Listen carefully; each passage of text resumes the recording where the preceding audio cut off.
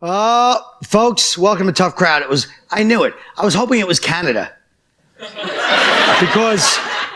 But it was Ohio. Let me tell you something. I should have suspected Ohio. It's nice to know that the most advanced technological society can be paralyzed by a couple of dummies wearing Tim Couch jerseys. They're supposed to be watching the meters. They're watching a Drew Carey rerun, listening to The Pretenders. But on a serious note, folks, I was asked to live a life dream yesterday, okay? I was invited to perform at Robert De Niro's birthday party, so it's a big thing. I swear to God. So Robin Williams is there, Whoopi, Billy Crystal, Keitel, Walken, Liam Neeson, Chaz Palminteri. It's about 60 people at this thing. It's like, anybody who knows De Niro, it's like your life dream, right? To perform. His wife asked me. It was a secret surprise. What a surprise, folks. To say that I bombed would be doing a disservice to all the people from Dresden to Baghdad, all right? There was nothing left standing when I left that place. It was like the blackout, in that every table shut down like the grids with each one of my jokes. I guess in the back of my mind, I was always kind of secretly hoping, me and De Niro, star in a movie someday. You never know, folks. I know it sounds stupid, but I ruined De Niro's birthday. I spoiled his birthday party. I know what you're saying. Everything happens for a reason. I wanted it too bad, and that's why it happened. I know what color my parachute is and who moved my cheese. Save it, all right, folks? Not today. I got destroyed. Don't even save it. Let's stow it, okay? Let's talk about something.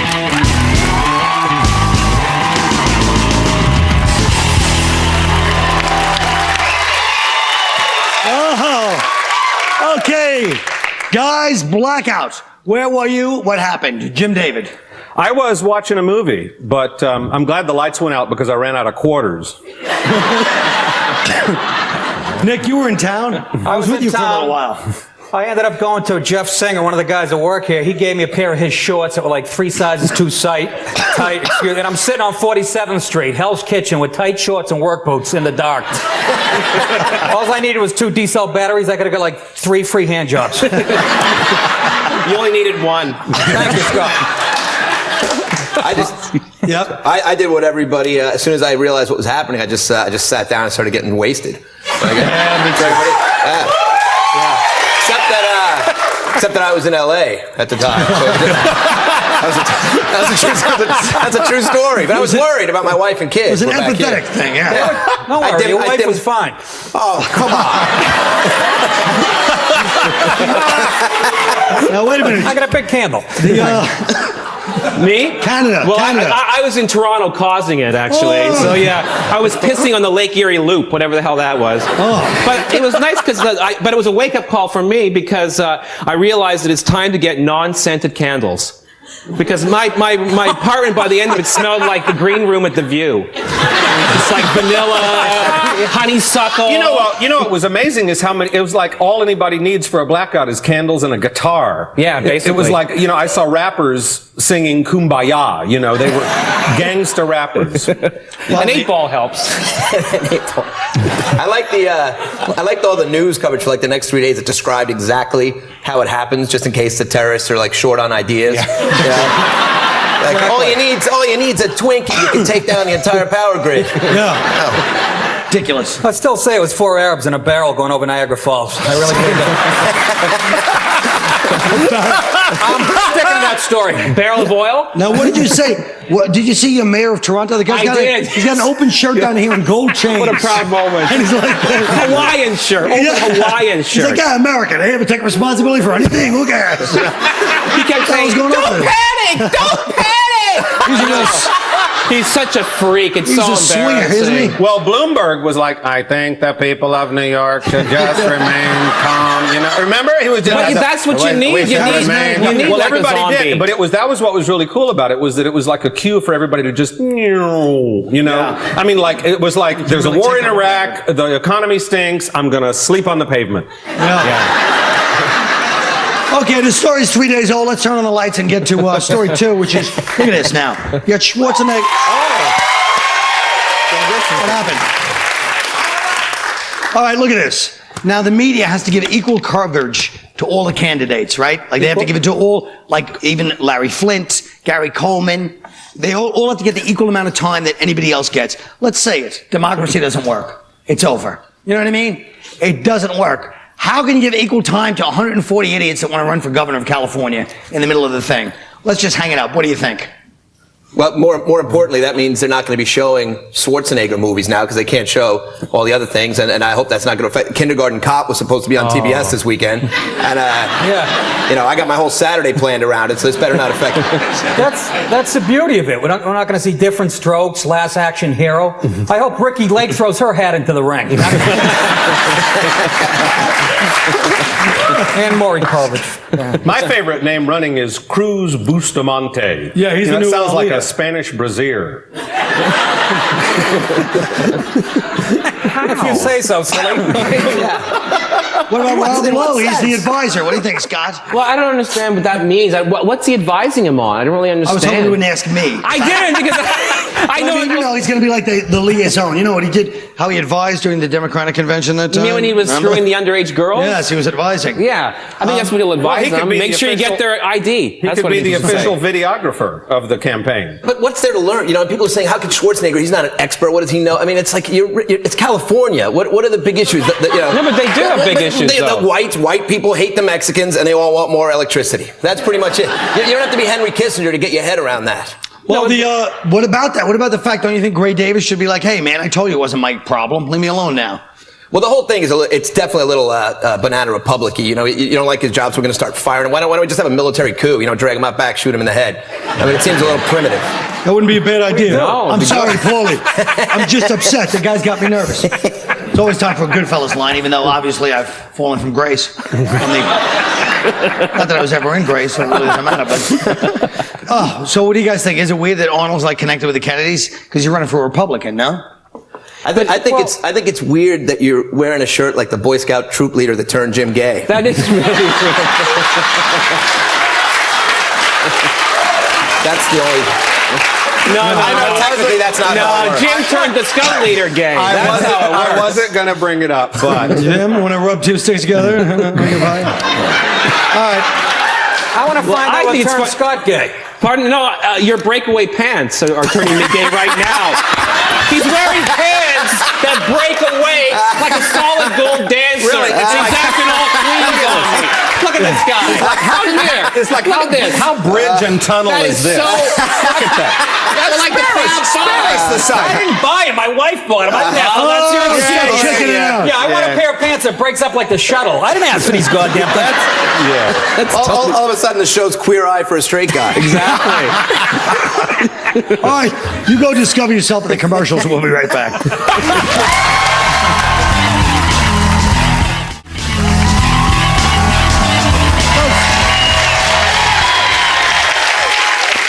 You know what we got to do? We're always talking about like whatever's in the news, but what about let's get a bead on the entire culture, right? Because look at these magazines. You got Guns and Ammo, you got The Source, you got Playboy.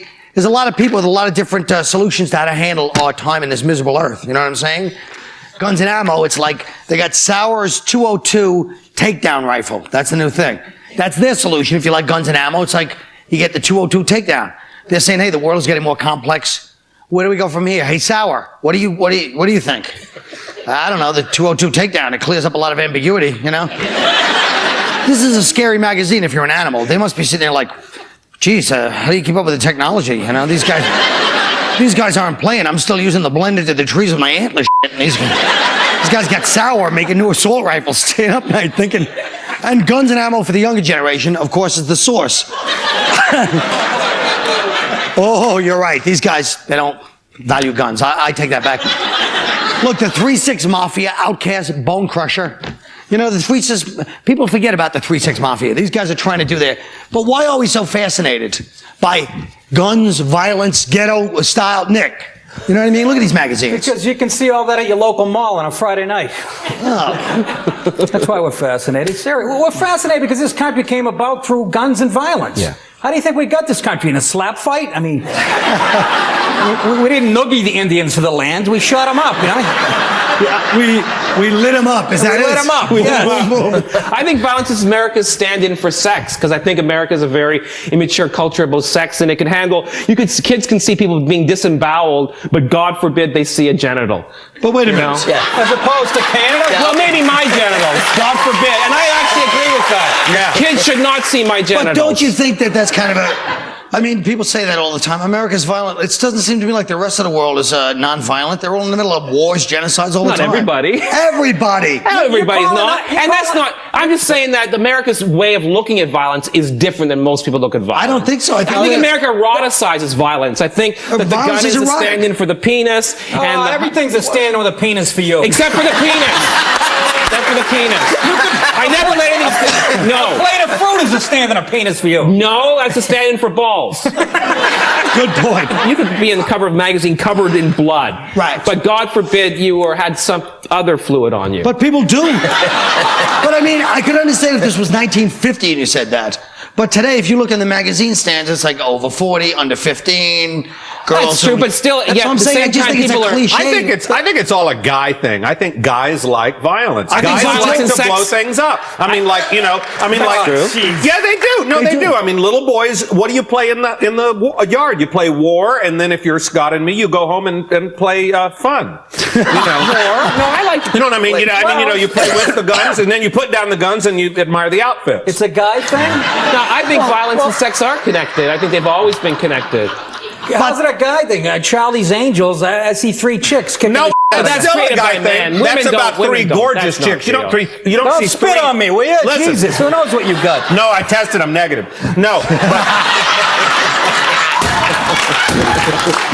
But it's like Charlie's Angels is still a guy thing because you got 3 gorgeous women. You don't have 3 diesel dykes from Maine with their shotguns.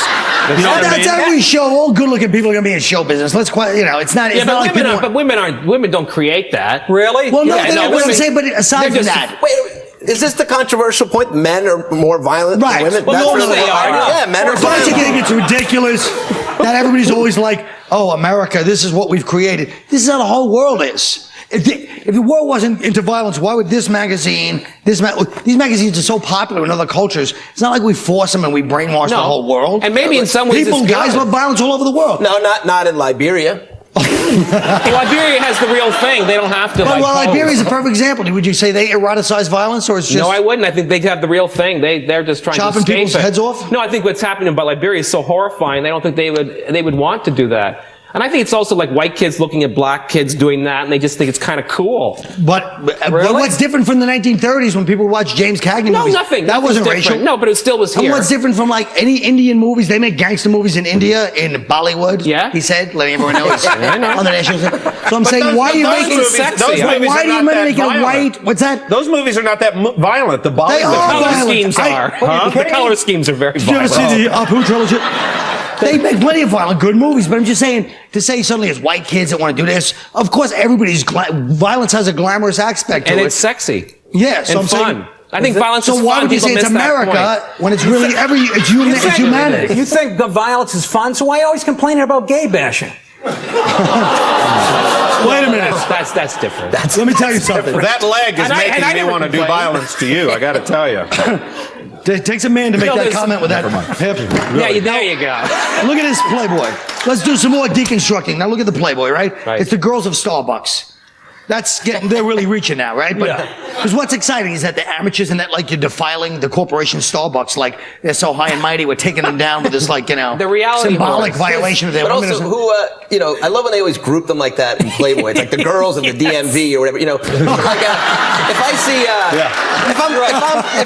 if I'm looking at a hot naked girl, I don't care where she works. Right. But don't you kind of get? Really? Wait a minute. No, Don't I mean- you kind of get off on the fact like, oh my God, that could be somebody else.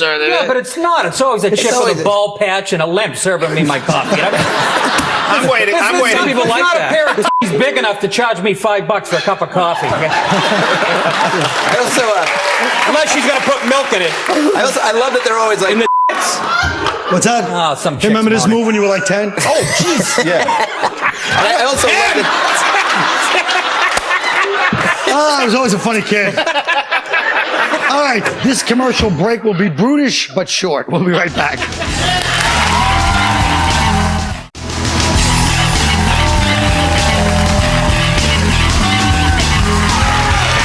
All right. You know what, folks? There's nothing like the rush you get when you're espousing your fundamentalist views in front of thousands of people. Tonight, we present Speechioke, where regular people from our audience perform actual quotes from those controversial scoundrels and miscreants from around the world.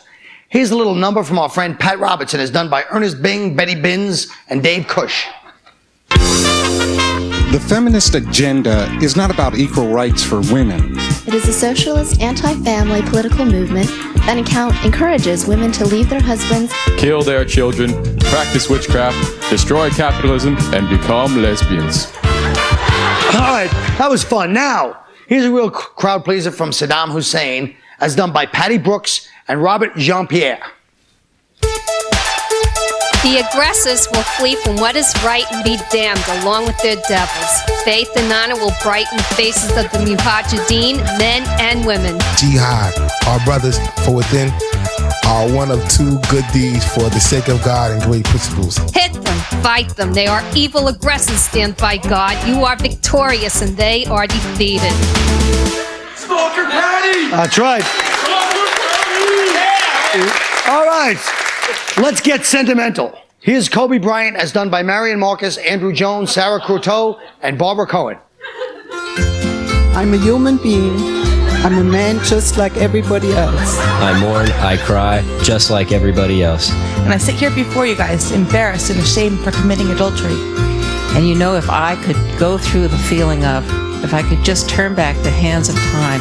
And I love my wife so much. She's so special to me, but I'm innocent. Together with my wife and my family, we're going to fight these false accusations.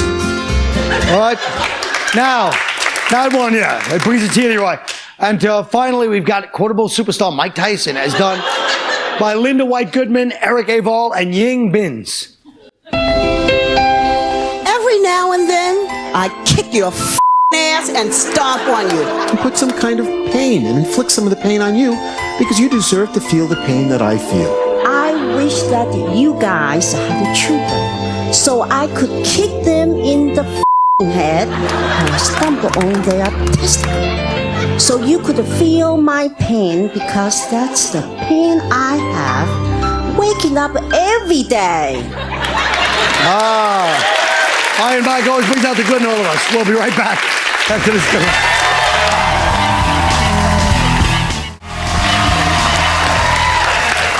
Folks, you can't judge a magazine by its cover, except for Playboy, Penthouse, and Jugs, because they're sold in plastic. That's hard to get open, so you have to judge them by their cover. You know, if you could be on the cover of any magazine, though, what would it be? Jim. I want to be on the cover of the National Enquirer, because I don't want to be just famous, I want to be grocery store famous. I want fat housewives in Topeka to worry if I'll have a drug relapse. I don't care what they say. Jim in wild sex orgy with Hanson. Jim before and after the penile implant. Never before seen pictures of Jim on his knees snorting cocaine off the floor of the men's room of Grand Central Station while being sodomized by a toothless stew bum from Detroit. Details inside. Who wants to know? I want to know. All right. Greg. I'd like to be on the cover of Forbes magazine as the guy who became a billionaire by inventing a tequila loaded with vitamins and minerals.